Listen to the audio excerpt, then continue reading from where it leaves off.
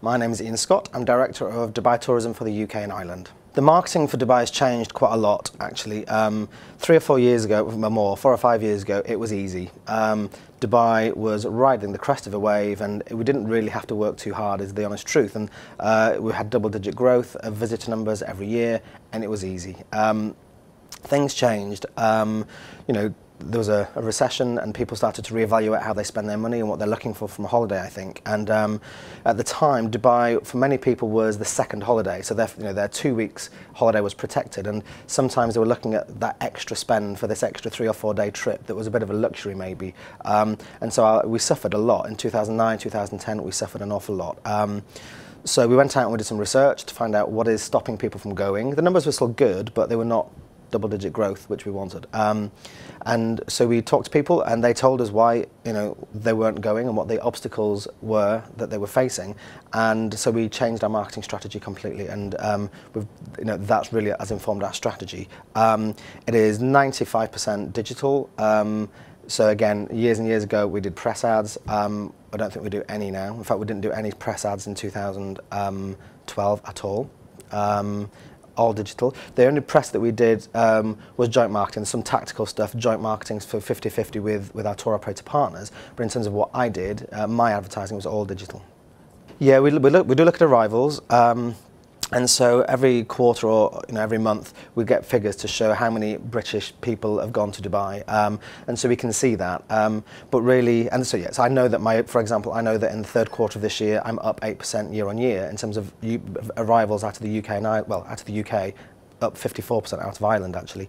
But it's the tricky part is knowing exactly who's delivering those numbers. So there are hundreds and hundreds and hundreds of tour operators who are selling Dubai.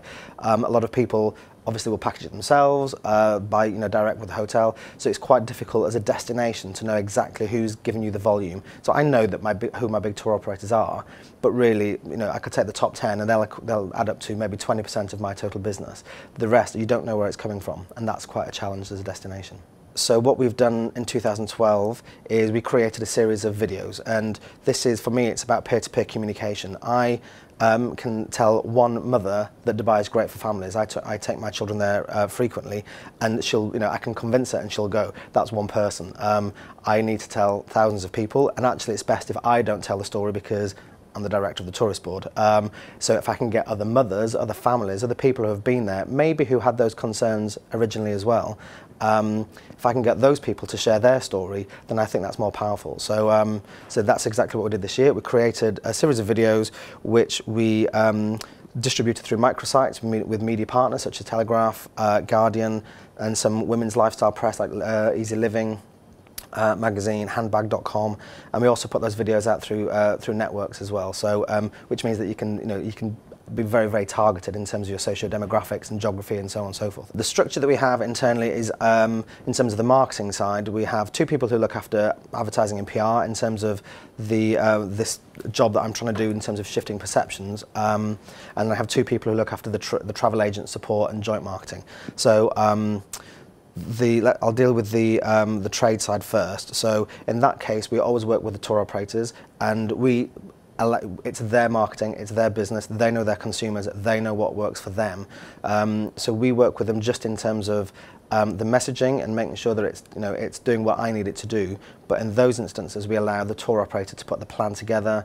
They have their own agencies, and we support that plan. We approve that plan, and we get the stats from that plan, because obviously, being a tour operator, they can measure it in terms of the number of bookings that they're going to get. On the other side, we have a PR agency, and we have also a media agency. So all the media planning and buying is done through Orchestra.